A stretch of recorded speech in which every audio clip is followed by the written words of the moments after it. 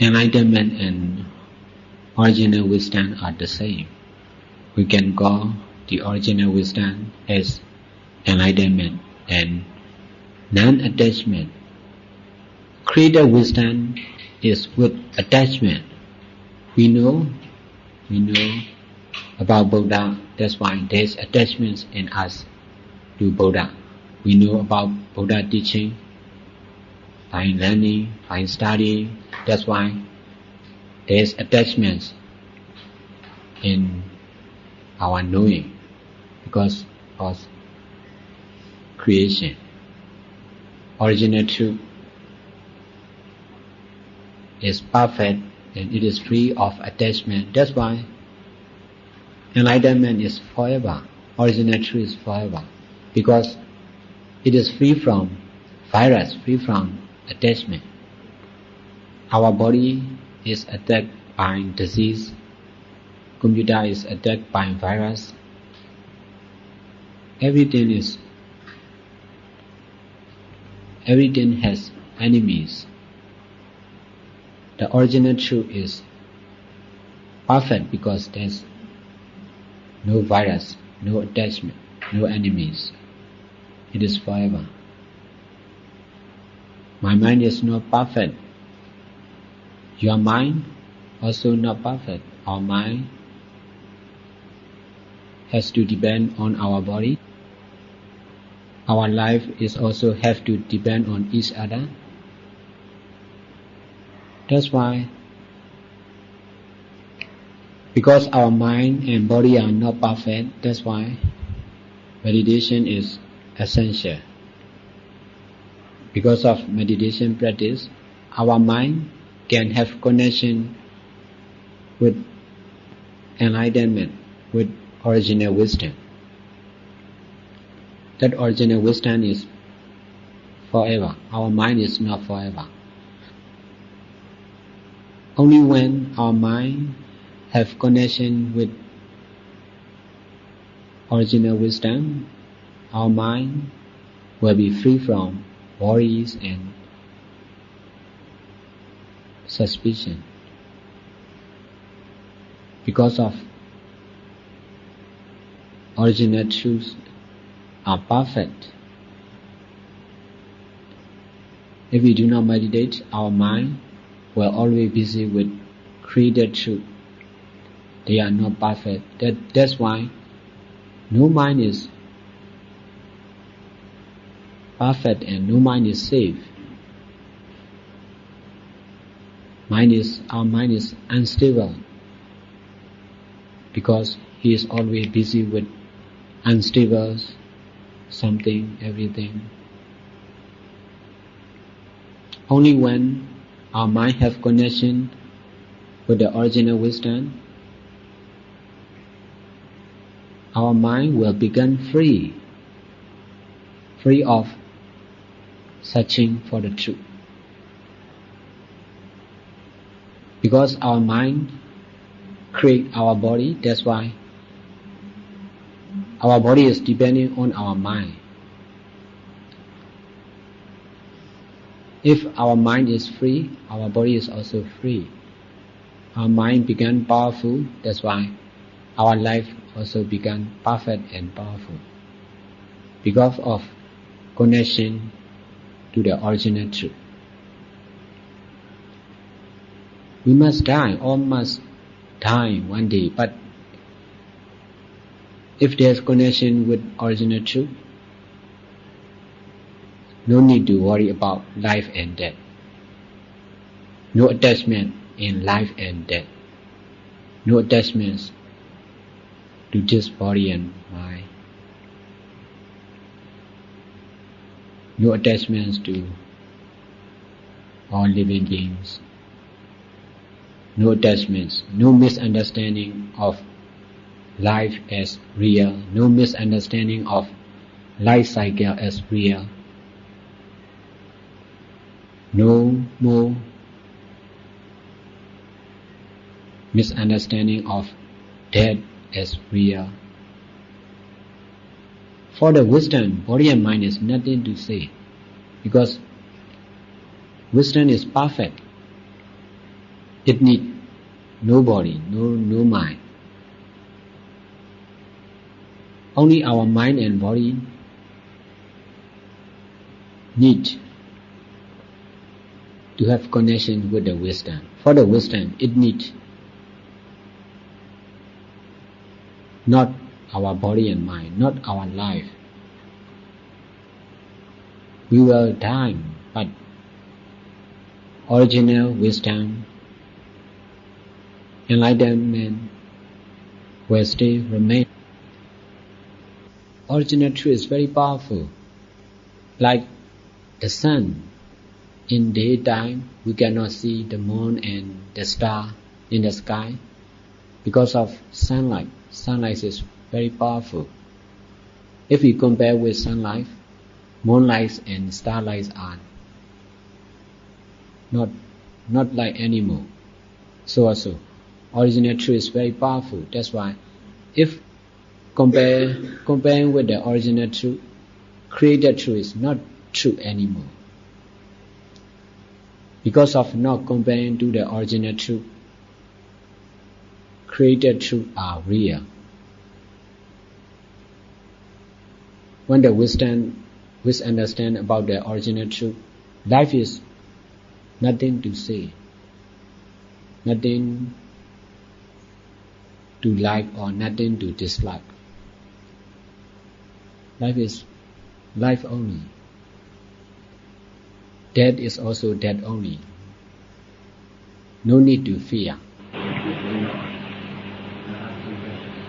So you were saying that we try to see the truth of impermanence without art. Yes. So this try has been made, but is there any implication in our mind or anywhere that we are actually seeing with the eye or without? Because right now I try to see without the eye, but whether I'm doing rightly or wrongly, I don't know. So is there any indications that we are doing rightly or wrongly? In the beginning, you are wrong. You are trying will not be successful because we are used to do with eye. That's why at first our attempt doing without eye will not be successful. You will understand only when you can practice successfully, only when there is comparison between doing only and doing with eye. Only when you are in the right way, you will understand it is right. Because if the wisdom appear, which know about doing only, there will be comparison between doing with eye and doing only. It is quite different, doing only and doing with eye. Only when you can practice successfully doing with eye, you will understand it is right, it is possible, it is like that. You will understand by experience, not. Yes. Buddha, all Buddha's action, speaking are action only. We cannot understand without experience like him. Only by following him, we can understand him. Only by following his method, we can understand the real Buddha. Buddha, all the action of Buddha are free of attachment and misunderstanding. That's why very powerful. Only practice will solve your answer. After success, yes. Yes. Quite different, yes.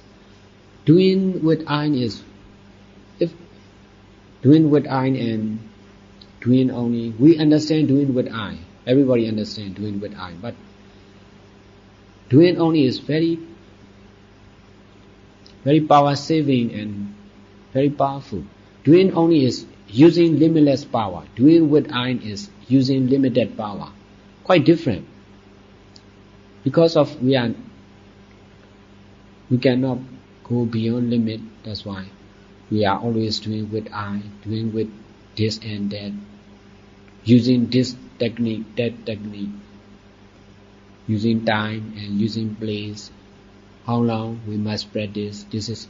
We are not beyond the time. That's why the question is how long it will take, how many years, where to practice. Because of our mind is not free. That's why mind cannot work without time, without limited time, without place. Mind cannot live without limits. After practicing successfully, mind will be free from limits and time, free from I. That's why that mind is very powerful, because it uses the power of natural power, limitless power.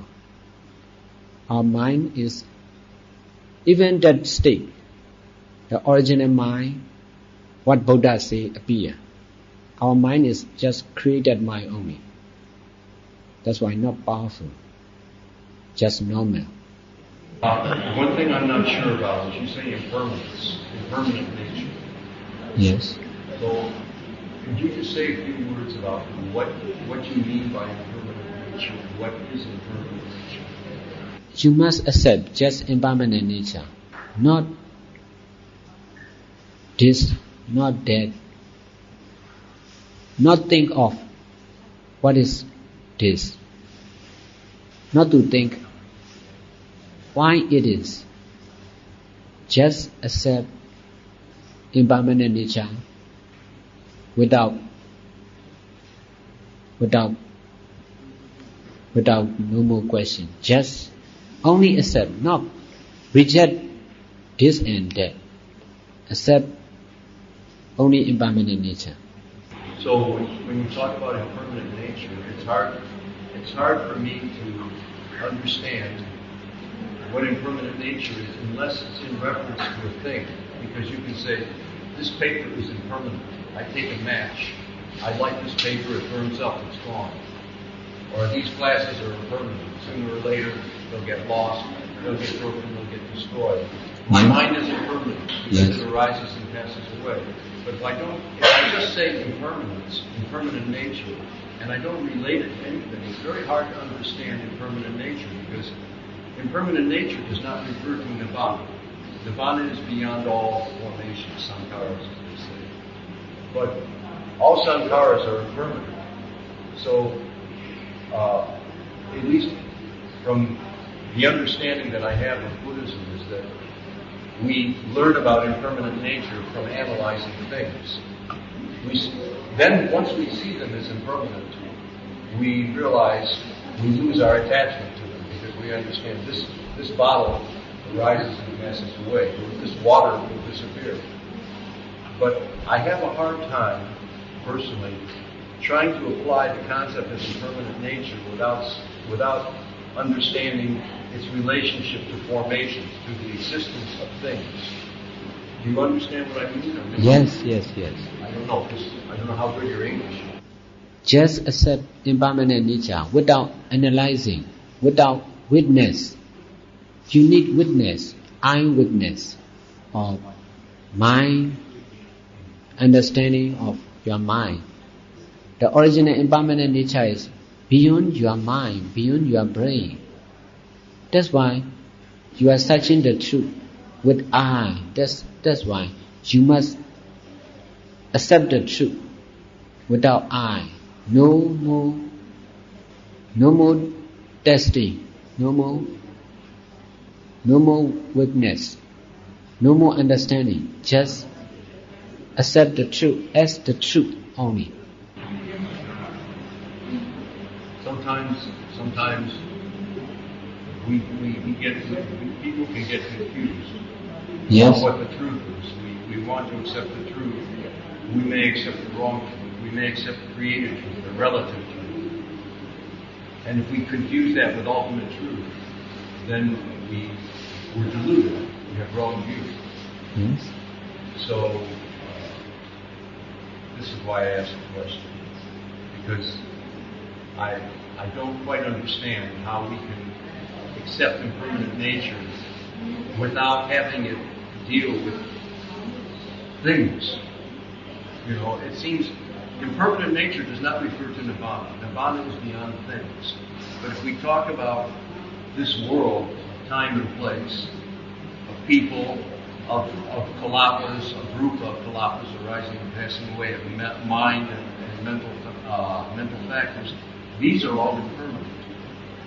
That impermanence, whatever concern or something or everything are just created truth only. That's why whatever concern with our eyes, our ear, our brain, our minds, all are just created truth only. That's why if you pay attention to the created truth, there will be created wisdom only. The intention of meditation is to appear the original wisdom, not for created wisdom. We all have created wisdom. That's why, because we pay attention to the created truth. This is impermanent. The created truth is impermanent. Yes, created truth. That's why what I am guiding is just pay attention to trying to accept the original truth, trying to be able to accept the original truth, which is impermanent nature only. Not just impermanent nature is original truth. I'm trying. I'm not very successful. No witness, no evidence. It is possible. Just believing only. Nothing to believe. No one who is believing. Just believing only. Just trying only. Trying not to forget only. Not to this one. Not to Forget? trying not to forget only. Oh, Not to because the original truth is not this, not that. It cannot be, it cannot see like this. It cannot hear with our ears. Sound are, ear and sound all are related to. That's why they have connection with each other. The original truth have no connection with our eyes, with our mind. That's why trying to be free, trying to be free from all limits, trying to be free from our tradition. It is possible. All actions of Buddha are free from tradition. He donates even to his life, even to his country, even to his wife and children. It is not tradition. We will donate just a little, not for everyone. All the actions of Buddha are beyond tradition. That's why his practice is also beyond tradition. The middle way, beyond tradition, yes. You are practicing in traditional way. You must try to go beyond the traditional way. The middle way is beyond the tradition, not traditional way. That trying, at least in the beginning, Yes. is what you call created truth. Yes. So, we want to strive for ultimate truth, or original truth. That is our goal. But to get there, we have to walk. If we follow the Buddha's teaching, we follow the example of the Buddha, we believe in the Buddha, his teachings, as they've come down to us, are created truth. relative truth. Those teachings are relative truth. But as I understand, if we follow those teachings, we can, and we apply them, and we practice them, we can come to original truth. Is that correct? It is correct, but it depends on time. It depends on place. For this age, there are a lot of attachments in country, in religion, in person. That's why if you accept something, it is very difficult to let it go. Attachment is something difficult to overcome. Yes. Very difficult. You have, in your teaching, Bhante, you have not mentioned anything about rebirth. Yes. Is that not any part of your teaching? For example, the concept of samsara. You talk about being born and dying. You mentioned that in your talk. No, but it is to say for children and for the people who are with lower wisdom only, not for everyone. That teaching is. Teaching of what? Teaching of rebirth, life cycle is not for everyone. If you are practicing meditation, for the people who meditate, it is no longer no need to say anymore. Because you are following to Buddha. That's why the highest way, you are following the highest way of Buddha. That's why no longer need to say about samsara. Because it is very basic. Life cycle is very basic, and rebirth, it is very basic. It is for the people who does not believe in rebirth and who does not believe in past life, future life. For the people who are very strange, who don't know about life, and they must be taught about rebirth and life cycle. But for the monks and for the nuns, they become even the follower of Buddha. That's why there's no need to say about basis. Because nearly every Buddhism heard about that. They know about that. The more they listen, more attachments will be. This life cycle is real. This life is real.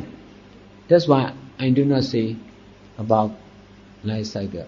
I understand, but people there are much attachments in life, in this life, in past life, in the future life. That's why more listening will make more attachment. That's why I do not say like that. Because of wisdom, I understand the good and side effect, good and bad. That's why for this age, I mean, if for this age, for modern age, but it is always changing. If there is less attachments in this life, if the time change, we will change. We can, you ask, is it possible to do this, and after that to understand original wisdom? One day it will be possible, but today it will be very difficult, because there are a lot of attachments in something, in this way, in this method, in Buddha, a lot of attachments. That's why it is very difficult to do like that, to practice this way, that way. But no, I said just not forever. Time is always changing. Attachments is also always changing. Because of today there are more attachments in religion, in meditation, in this way, that way. If there is less attachments, it is possible you follow this way and the wisdom, original wisdom will appear. I only bring that up because many people now who are Buddhists do not accept the Buddha. So they have their own attachments. Yes. They have their attachments to the other side. They don't, no rebirth, they don't even accept karma. There's a lot of attachments in the present day. A lot of attachments. Yeah. Because there's also a lot of attachments in rebirth, life cycle. That's why the opposite will be, yes, will be, yes, will be, yes, will be.